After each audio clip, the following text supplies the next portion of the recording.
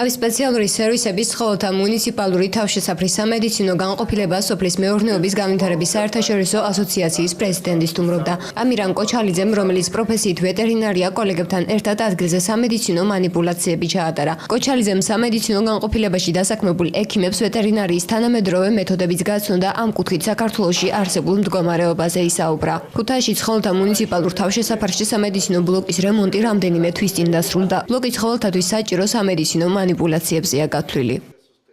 იმერეთის რეგიონალური ვეტერინარული ასოციაციის წევრებთან გვაქვს შეხვედრა.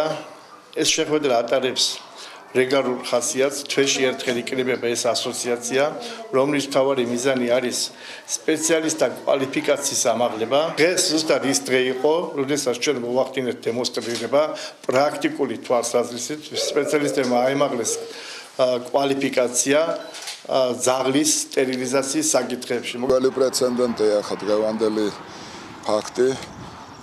ჩამობრძანებულია ბატონი ამირან კოჩალიძე, ვეტერინარულ სამყაროში ცნობილი ვეტერინარი არის, პროფესორი არის, ატარებს დღეს ჩვენთან სემინარს, თან ახლია სტუდენტები, თან ამ სემინარს უფრო ტრენინგივით არის, პრაქტიკულიც არის და ესწრება ჩვენი ვეტერინარები.